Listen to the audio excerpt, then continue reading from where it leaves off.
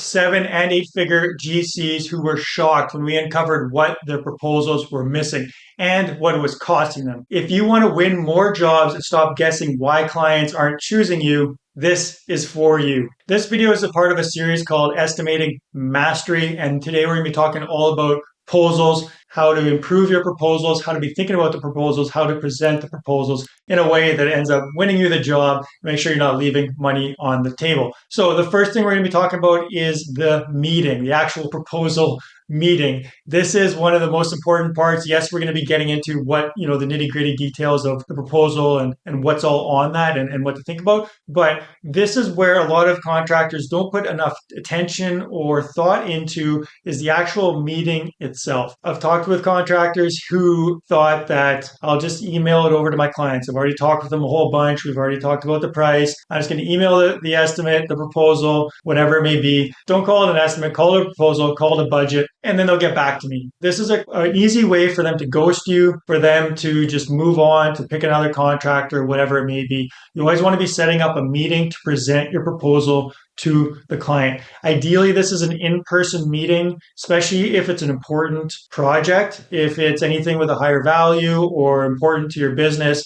Definitely want to be meeting in person. Zoom does work well too. If you are, busy or your clients are very busy, it's a little bit more convenient. But either way, you want to be live in a meeting with them. This is paramount to closing a sale and moving forward with the proposal. You also want to make sure all the stakeholders are there, partners or whoever it may be. Anybody who's part of the decision or is part of the project should be there as far as like on the client side of things. So make sure it's team, partnership, whatever. Everybody is there that's going to help make that decision. And when you get started, you're going to go through a little bit of, meet and greet and introduction or whatever, right? When you actually get to the proposal and start, going through the line items and the numbers, I like to show the bottom line first, or at least tell them this is where we're tracking. This new home is going to cost, $920,000, right? That's kind of our bottom line. Just want to get that sticker shock out of the way. Now I'll go through the estimate and show you exactly how the numbers all stack up and in the scope of work and what's all included with that. How does it sound to you, right? This way, they are not thinking about, what's it going to cost? What's it going to cost? If you just start at the top of the estimate, the proposal, and you're going line by line and you're saying like, this is 100,000, this is 50,000. And all that they're doing in the back of their mind is like, okay, what's this going to cost me? Where are we at, right? And if you've done your estimating properly and budgeting properly, then this shouldn't be much of a shock to them or a surprise, but it's probably still going to be different from the last time you showed them a budget or whatever the scope of size of budget that you mentioned. So I like to get that bottom line out of the way first, and then make sure you always have some sort of follow-up sequence. So when you first present it, ideally they're like, yeah, looks good, let's get started, send me the contract and bada bing, bada boom, right? That's the ideal situation. A lot of time they're going to say, we need to think about it, or we're not sure, we have to talk with bank or financiers or whatever, whatever kind of smoke screens they may throw up or legitimate concerns that they may have. Of course, you want to work through those. But essentially, you're not going to necessarily close a sale on the spot with the proposal. So you always want to be scheduling a follow-up meeting, schedule a meeting from a meeting. So if you get to the end, they're like, we need to think about it. Great. What kind of things do you feel you have to think about more? You want to dive into it a little bit, but ultimately, you don't need to be like a salesman where you're like, trying to close them on that call right away. You might say, okay, sounds good. I understand you guys needed a little bit of time to go through this and think about it and talk about it. How is next Tuesday? You'll have enough time by then. I like to ask the client, like, how much time do you think you need to think about it? They say, a day or two. Give them a little extra grace period because they're maybe just trying to be nice. You want to make sure they have enough time. And then say, let's schedule another meeting for Tuesday at 4 p.m. We'll jump on another meeting. Any kind of concerns or questions, or you've had time to think about it, we can answer those and see if we can move forward. So that way you're always setting the stage and kind of leaving it hanging with the client. We're going to get into all the proposal stuff, like I mentioned, but this part of it is so important because without a good process for the actual meeting and follow-up, it doesn't matter how amazing your proposal looks, you're still going to fall flat and probably not be optimized for, sales conversions and things like that. So that is the first point, the actual meeting. Second point is the cover page. So another common thing that I see a lot of GCs are missing is they present the proposal or your estimate to the client, and all it's got on there is your line items and maybe a little blurb at the top of like your business with the logo. There's no marketing. There's no reason why they should choose you. There's no indication of like how you run projects or anything like that, right? So this is a great opportunity for you to put a little bit of marketing material, a little bit of extra finesse and touch on it to really portray the proposal in the light and prepare them to be reading through this proposal in the way that you want to see them. So what should you have on your cover page? I'm saying cover page, but you could even have a couple of different pages. If you've ever seen a design, if you worked with an interior designer, and they're often really good at this because it's what they do. They're good at design and colors and all this stuff, but often they'll have like a really graphically pleasing, very branded type of documentation to show selections and how they work and all this stuff. So something like that you can mirror. I'll throw some examples up here so you can maybe see a couple, but essentially you want to do about your proposal. So what should they know about the proposal? This is a budget that we've taken our time to put these numbers. These are some things that you want to be thinking about when we go through the pricing. This is not an end all be all. If we need to make some adjustments and whatever, right? You have to kind of put in there what you feel is appropriate. Then you should have some stuff on your business. So our approach, right? This is our approach to building. These are the kind of the steps. This is how this proposal fits into, the rest of the building process. Or what's important about our business. And then of course you want to have your credentials on there. So you should have credentials like if you've won any awards, if you're part of any chambers of commerce or business building type groups, if you have certain certifications or licensing or whatever it may be, even your warranty should probably come later, but you want to portray your business. We've got 4.7 star rating, whatever it may be. Why are you qualified? You want to get that out, right out of the beginning. And then if you want to really go for that next level approach, have a few custom elements in there. So you should have like proposal for, client's name and all that kind of stuff. So it's at least somewhat customized to the client. But if you can have like a nice picture of their house or rendering or something to go along with specific to their project, it just gives it that personalized touch. And it's not like this is just another copy and paste thing, from our company. So that's what you want to be having on the cover page. All right. So moving on to point number 3 here. And this is the numbers, brass tacks, black and white, where the buck stops. The numbers, I like to have itemized sections. I don't like just a flat fee at the bottom. It's like, here's this, pages of scopes of work, and it's going to cost you $700,000.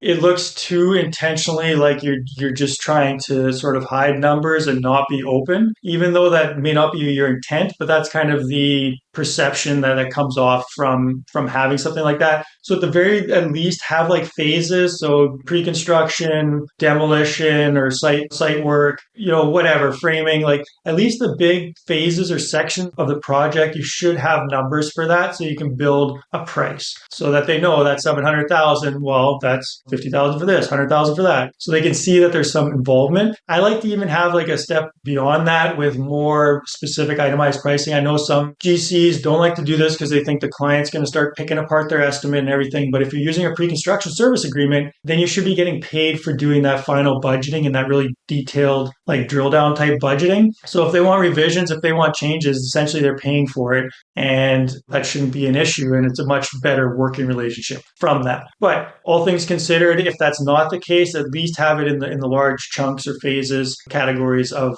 the estimate. Chronological as well. You could do it by sections or parts of the project, but typically speaking, I like to see a layout of chronological of like site setup, site work, pre-construction before that, demo framing, rough-in trades, finishing, like da-da-da-da-da.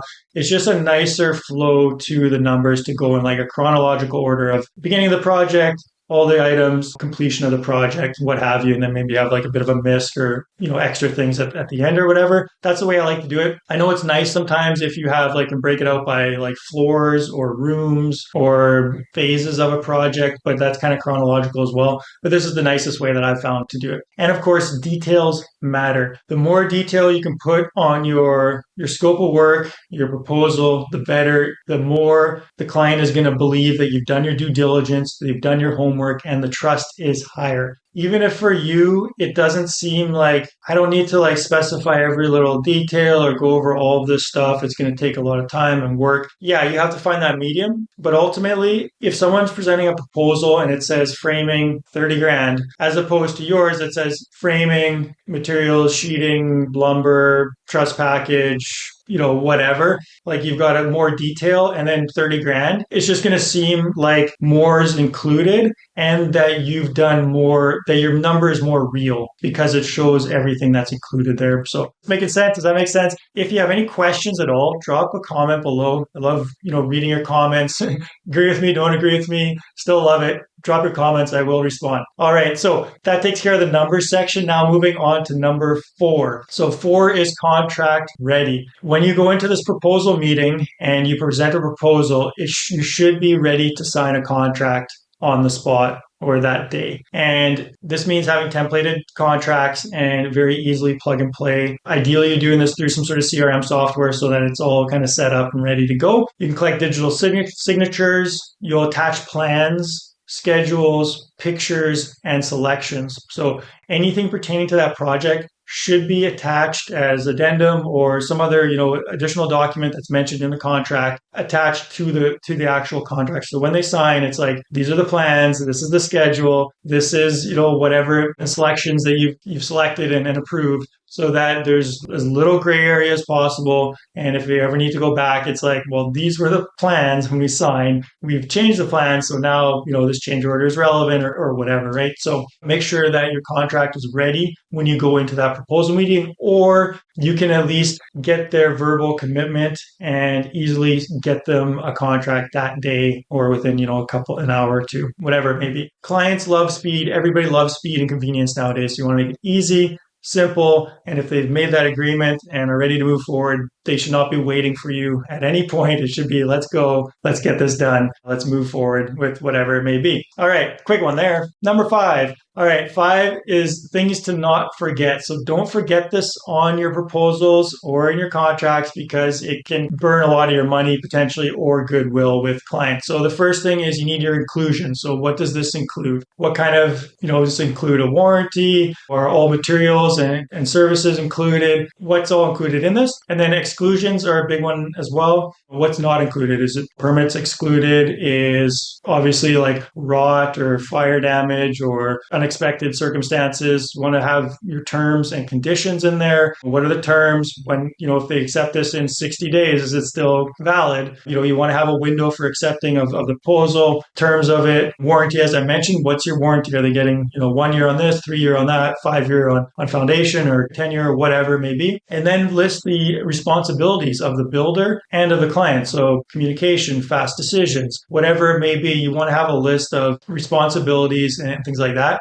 If you need help with this, reach out to us. We've got lots of documentation that helps contractors with this whole thing, get studying on the proposal and all that. We do work with clients building out these processes and things. There are links in the description below, so make sure you're checking on that. We've got an estimating template stack, which has templates for estimates, for home walkthroughs, as well as SOPs and things like that. So check out the links in the description. We've got a bunch of great resources there. All right, number 6, the closing page. So this is like the kind of the nice ending to the whole proposal. And as you can see, this proposal is going to be somewhat of a document. It's not just like a couple of pages with a bunch of squiggly lines of estimating and numbers and stuff like that. This is a proposal that should be proposing. Put your best foot forward. Dress your proposal up, make sure that you're communicating well through the proposal, putting on a really professional face to your proposal because you've gone through all that work with estimating, working with the client, getting to this point, and then if your proposal falls flat, you're shooting yourself in the foot. So make sure it looks good. Closing page. So on the closing page, you want to have something that asks them. If you have questions, please express them to us. We'd love to answer any of your questions. So ask for feedback, ask for questions, make sure it's very clear that